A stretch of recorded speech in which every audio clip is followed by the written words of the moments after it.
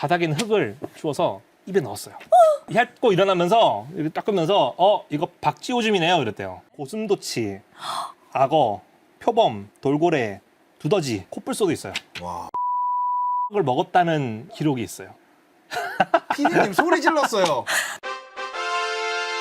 인사할 시간도 많습니다. 여러분의 시간을 낭비해드릴 느리지만 쿨한 과학 랩미팅입니다. 반갑습니다, 교수님들. 반갑습니다. 이런 상황이에요. 그래서 보면은 이 파충류의 시대를 대표하는 두 가지 종류의 원시 파충류들이 나와요. 그러니까 모사사우루스, 바다에 사는 녀석이 있고요. 프테로닥틸루스, 하늘을 나는 얘가 있어요. 땅에 사는 얘가 나올 법하잖아요, 그죠? 그게 아직 발견되기 전이에요. 오. 그런데 이제 조르스 쿠비에는 굉장히 유명한 사람이고 하다 보니까는 유럽 전역을 막 초청받아가지고 돌아다니기 시작했어요. 네. 이분이 들른 곳 중에 하나가 어디냐면 영국이에요. 바다에도 바다 파충류 있고 네. 하늘을 날았던 녀석도 있고 네. 분명히 땅에 사는 놈도 있었을 텐데 네. 발견되지 않은 거예요. 근데 영국의 옥스퍼드 대학교에 가니까 땅에 살았던 원시 파충류의 화석이 거기에 있었던 거예요. 초화석이에요. 이거구나 드디어. 네, 저화석입니다. 와. 그래서 저거 사실은 옥스퍼드 대학교의 교수가 직접 발굴한 건 아니고 산 거예요. 와. 당시에 화석이라든지 지질 관련된 거 연구하시는 분들이 자기가 직접 현장에 나가서 채집해오는 경우보다는 오히려 채석장에 있는 인부를 통해 가지고 사오는 경우들이 되게 많았거든요. 그래서 저것도 구입을 한 거예요. 근처 네. 채석장에서 턱뼈예요. 지금 아래 턱뼈인데 턱뼈뿐만 아니라 골반도 나오고 다리도 나오고 꼬리뼈도 일부 나오고 그래요. 크리스토퍼 팩이라는 사람이 저거를 구입을 했어요. 한 다음에 크리스토퍼 팩이는 은퇴를 해요. 은퇴를 하고 그 다음 교수가 들어와요. 누구냐면은 윌리엄 버클랜드라는 사람이었어요. 지질학 전공 윌리엄 버클랜드예요. 네. 그래서 저분이 퀴비에랑 만나요. 그래서 퀴비에가 옥스퍼드대 그 컬렉션을 보니까 그렇게 찾고 싶었던 화석이 여기 있는 거예요. 버클랜드한테 이걸 얘기해줘요. 이거 되게 중요한 표본이다. 이거 얼른 연구해라 하고 떠나요. 기비에는 돌아가요. 이제 버클랜드한테 여기 모든 게 맡겨진 거예요. 그래서 버클랜드라는 사람이 사실 연구할 시간이 그렇게 많았던 사람이 아니에요. 당시 옥스퍼드 대에서 정말 인기 많았던 교수였거든요. 지질학 쪽으로 강연을 진짜 재밌게 하는 거예요. 고생물학이랑. 그러니까 인기 강사였어요. 버클랜드라는 사람이 이 화석을 연구를 하는데 시간이 좀 걸려요. 네. 근데 이 화석에 대해서 얘기하기 전에 버클랜드라는 사람에 대해서 좀 알 필요가 있어요. 아 그래요? 네, 버클랜드라는 참 재밌는 사람인데 버클랜드라는 사람은요. 네. 괴짜 지질학자예요. 옛날에 박물학자들 같은 경우는 현장에 나가는 경우가 그렇게 많지는 않았어요. 인부들 시켜가지고 네. 가져온다든지 이런 식으로 하는데 이 사람은 직접 현장에 나가는 사람이었어요. 네. 현장에 나갈 때 모습이에요, 저게. 지질도도 갖고 있고 앞쪽에 메고 있는 큰 가방이 있어요. 파란색 가방이에요, 저게. 버클랜드의 찐 상징이에요. 같은. 암석 샘플이며 화석을 잔뜩 넣어놓고 다니거든요. 저거를 버클랜드의 친구가 그려줘요, 저거를. 너무 저 모습이 우스꽝스러워가지고 그려준 거고요. 그러니까 저 사람의 단짝 친구가 있어요. 윌리엄 코니베어라는 사람이 있는데 이따가 나올 거예요. 둘 다 이제 옥스퍼드 출신인데 네. 윌리엄 버클랜드는 앞서 제가 보여드렸던 저 화석을 연구를 하고 코니베어는 바다에 살았던 수장용 연구를 하나 해요. 그걸로 좀 나중에 유명해지고요. 그 둘이 항상 밖에 나가서 암석이라든지 화석 잔뜩 가방에 넣어놓고 댕기는 거예요. 네. 흙 묻히고 댕기고. 버클랜드가 쓴 메모 중에 그게 있어요. 내 친구 코니베어랑 같이 화석 사냥을 하고 식당에 가가지고 식당 테이블 위에다가 화석 얹혀놓고 보고 있는데 갑자기 주인 아주머니가 와가지고 이렇게 흙 묻히고 댕기는 그 젠틀맨은 본 적이 없다. 남자들은 돈만 주면 뭐든지 다 하나 보군요. 이런 얘기를 했다는 거예요. 버클랜드가 참 독특한 게 뭐냐면은 이런 일화가 있어요. 마차를 타고 가다가 길을 잃은 거예요. 버클랜드가 내려서 뭘 했냐면은 바닥에 있는 흙을 주워서 입에 넣었어요. 맛을 보니까 여기는 어느 동네 근처입니다. 거기에서 나오는 토양의 맛이랑 비슷하거든요. 한 거예요. 파묘네 진짜. 그 맞았어요, 사실은. 그래서 다시 길을 찾고 갔다는 일화가 있어요. 이 사람이 재미삼아 그린 그림도 되게 많이 남아 있어요. 네. 오른쪽에 그림들을 보시잖아요. 지알러지 파리. 네, 제목이 지오얼러지 파티예요. 윌리엄 버클랜드가 직접 종에다가 끄적인 거예요. 맨 위에 보면은 동료 지질학자가 다른 지질학자 바구니를 차가지고 화석이 흘러내려오는 그림도 있고요. 조지 퀴베가 연구했던 마스터돈 골격이 저기 나오죠. 짊어지고 막 퍼레이드를 하고 있는 모습인 거예요. 이렇게 재밌는 사람이니까 강연도 재밌었을 거예요. 재밌었겠죠. 그렇죠. 이 사람 가족도 재밌어요.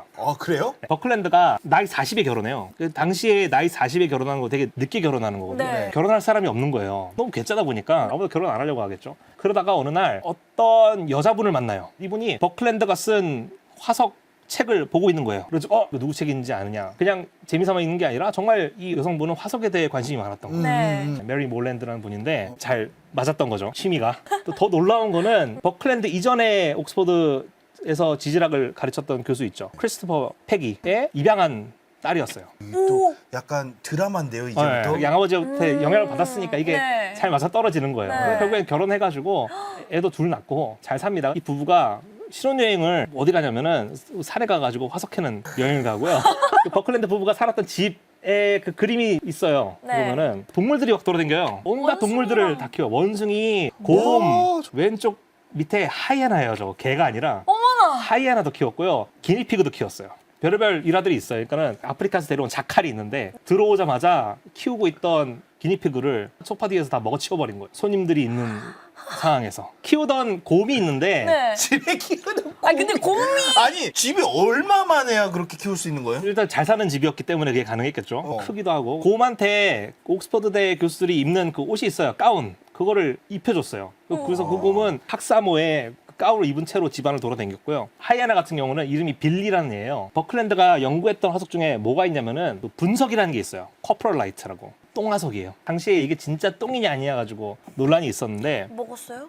아니요, 똥을 먹진 않았는데 어떤 동굴에 갔더니 그 하이에나 뼈랑 같이 이런 동글동글한 것들이 있는 거예요. 버클랜드를 이거를 알아보고 싶은 거예요. 이게 정말 똥인지 아닌지를. 하이에나 똥을 본 적이 없으니까. 그래서 하이에나 한 마리를 주문을 해요. 아, 주문하면 와요? 어디서 배송을 해요? 걔는? 아프리카에서 오겠죠. 근데 이제 너무 오래 걸린 거예요. 새끼 하이에나를 주문을 했는데 커서 왔군요. 와서 다 커서 왔어요. 게다가 또 배송하는 과정 중에 여러 사람 손을 타고 갔을 거 아니에요. 네. 얘도 되게 순해졌고 이름도 얻었어요. 빌리라고. 근데 원래 버클랜드의 목적은 얘를 해부하는 거였는데 그럴 필요가 없었어요. 또 이름을 붙여줬잖아요. 이름 네. 붙이면 못 죽이잖아요. 그럼 맞아요. 이름이 정이 붙는 순간- 들어버렸어요. 근데 운이 좋게도 빌리를 키우니까 어때요? 사방이 다 하이에나 똥일 거 아니에요. 샘플이 엄청 많아진 거예요. 그거를 그런 걸 샘플이라고 표현을 하나요? 샘플이라고 해야죠. 영국의 어느 동굴에서 발견된 동글동글한 화석이랑 비교해보니까 똑같은 거예요. 어. 단면도 똑같고. 그래서 이게 똥화석이다라는 걸 학계에 보고를 해요. 버클랜드가 이 똥화석 진짜 좋아했거든요. 그래서 똥화석을 모아가지고 식탁도 만들어요. 남긴 가구들 보면은 똥화석으로 만든 식탁도 있고요. 되게 재밌는 집이에요. 근데 진짜 결혼 잘하신 것 같아요. 결혼 잘했어요. 할 수 있겠어요? 아니요. 저는 못해요. 더 재밌는 거는 이 가족이 희귀한 동물을 키우는 것만 좋아했던 게 아니라 먹는 것도 좋아했어요. 똥을요? 아니요. 여러 종류의 고기가 등장을 하겠죠 이제부터. 예. 손님들이 왔다 가면서 먹었다고 기록했던 것들 목록을 제가 가져왔어요. 네. 고슴도치, 악어, 표범, 돌고래, 두더지, 코뿔소도 있어요. 와, 그걸 어떻게 잡아먹지?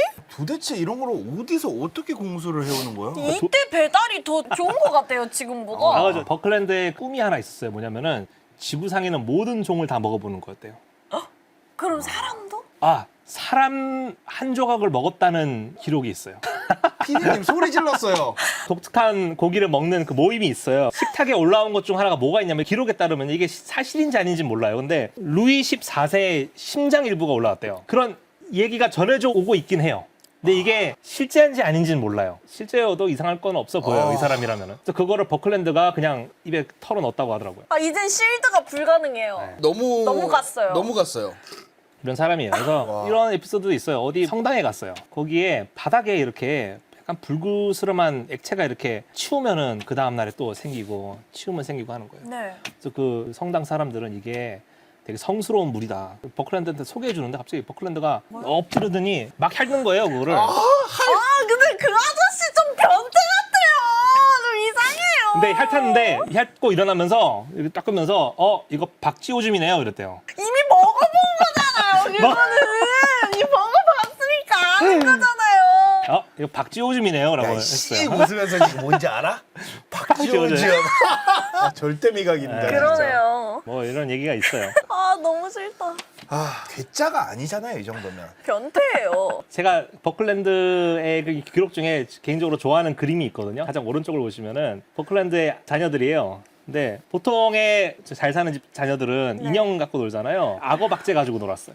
아, 악어 박제를 안고 지금 놀고 있는 애들의 모습을. 이런 분이었어요. 네. 버클랜드라는 사람이. 그래서 이 버클랜드라는 사람이 저 화석을 연구를 해가지고 어떤 결과가 나왔는지 제가 말씀드릴게요. 이제 이걸 연구를 해봤더니 네. 그 전에 보고된 적이 없던 고대 파충류라는 걸 알아냈어요. 근데 저것만 가지고 파충류라는 건 어떻게 알아낸 거예요? 제가 앞서 보여드렸던 턱 화석 보시면요. 네. 이빨이 네. 뒤로 이렇게 휘어져 있어요. 형태가 오늘날 살아있는 도마뱀이랑 되게 비슷해요. 특히 이제 왕도마뱀이랑 되게 비슷하고요. 근데 네. 이빨 뿌리가 그 턱배에 박혀있는 형태는 악어랑 또 비슷해요. 그러니까 당연히 이거를 이제 파충류라고 파충류라고 해석을 할 생각을 수가 해요. 있었던 거예요. 그래서 학계에 보고를 합니다. 이게 1824년이에요. 큰 파충류니까는 메갈로사우루스라고 학명을 붙여줘요. 큰 도마뱀이란 뜻이에요. 오늘날 메갈로사우루스를 복원하라 하면 이런 식으로 복원을 할 거예요. 약간 티라노사우루스 약간 짝퉁 같죠? 네. 머리 좀 약간 길쭉하고 팔은 좀 길고요.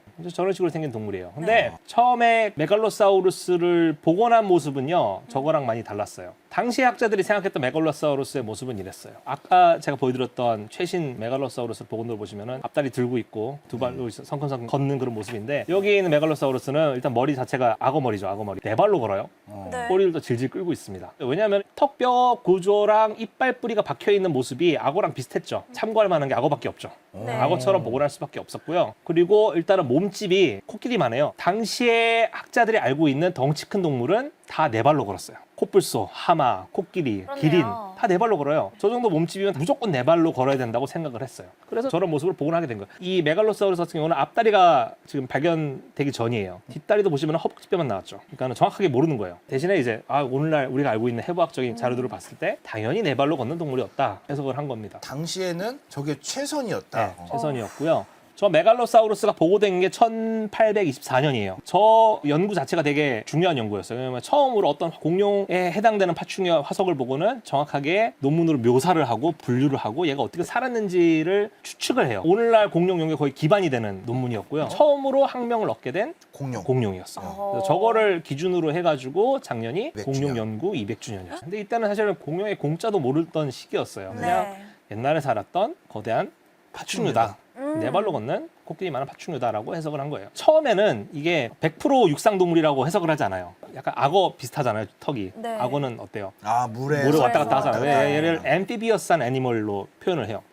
왔다 갔다 하는. 네, 근데 나중에 이거를 추가적으로 연구했던 사람들이 다리 구조랑 보니까는 이따가 나오겠지만 포유류랑 되게 비슷하니까 다리가 아래로 뻗어 있으면 걷기에 되게 적합한 그런 해부학적 구조거든요. 그러니까 얘는 100% 육상동물이라고 다시 해석이 바뀌게 돼요. 근데 거기까지 한 20년 정도 걸려요. 이야. 그 해석이 되기까지. 근데 이때 당시 발견됐던 공룡 중에 메갈로사우루스만 있었던 건 아니에요. 또 다른 공룡 화석도 비슷한 시기에 발견이 됐었어요. 버클랜드랑 연락을 주고받던 학자가 있었어요. 누구냐면은 기디언 멘텔이라는 사람이었어요. 화석을 연구하시는 분들 같은 경우는 보면은 교수거나 그러잖아요. 고등 교육을 받은 그렇죠. 그런 분들인데, 이분 같은 경우는 사실은 지질학이라든지 이런 교육은 받은 적이 없는 그냥 시골 의사였어요. 취미였어요, 취미. 취미로 하시는 분이었어요. 이야. 영국의 그 런던 남서쪽에 가면 서섹스라는 지역이 있거든요. 거기에서 이제 주로 활동했던 의사인데, 치과 의사 겸 산부인과 겸 소아과 담당을 했었거든요. 그냥 의사다. 그냥 의사예. 기록에 따르면은 이분이 1년에 받는 아기의 수가 최대 300명. 의사가 별로 없으니까는 진료보는 환자가 너무 많은 거예요. 네. 그러다가 어떤 환자의 딸이랑 눈이 맞아요. 그래서 결혼을 하게 됩니다. 근데 버클랜드 같은 경우는 와이프분이 취미가 비슷했잖아요. 네. 근데 기디언 멘텔의 와이프분은 좀 많이 맞춰주는 편이었어요. 메리 멘텔이라는 분이신데 네. 이분이 또 그림을 되게 잘 그리세요. 오른쪽에 그리는 그림 있죠. 기디언 멘텔의 와이프분이 그리신 그림이에요. 네. 주말에 일 안 할 때 가족이 어디 놀러 가면은 어떤 모습인지를 그린 거예요. 지금 누가 망치 들고 지금 돌보고 있죠. 네. 기디언 멘텔이에요. 그쵸. 오른쪽에 지층 같은 걸 너무 잘 표현했는데. 네, 잘 표현했어요. 그림을 굉장히 잘 그리는 사람이었고, 기디언 멘텔이 나중에 책 쓰고 논문 쓰고 할 때 그림을 다 그려줬어요. 오. 기디언 멘텔이 원래는 취미 삼아 이런 화석들을 모으고 하다가 그런 거 하다 보면은 욕심이 생기잖아요. 학계에 좀 재미난 발견들이 지금 많이 일어나고 있는 상황인데, 그래서 서섹스 지방에서 나오는 화석을 가지고 책도 쓰고 합니다. 오.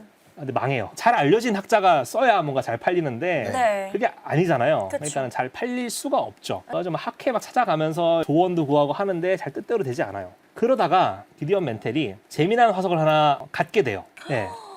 이빨 화석 2점을 갖게 돼요. 예전에는 기디언 멘텔 부인이 길 가다가 공사 현장에서 찾아가지고 남편을 줬다는 얘기가 전해져 왔는데 네. 그건 아닐 걸로 지금 보고 있어요. 당시에 많은 박물학자들이 그랬던 것처럼 아마 인부로부터 샀을 가능성이 굉장히 높고요. 네. 이빨이 똑같은 건데 하나는 끝이 뾰족하고요. 하나는 갈려 있어요. 네. 이게 일단 형태가 다이아몬드 형태고요. 가장자리에 톱날 구조들이 크게 나 있어요. 그래서 저게 처음 발견됐는데, 근데 이게 누구의 이빨인지를 몰랐어요. 그래서 이 사람은 또 제대로 된 교육을 못 받았으니까 네.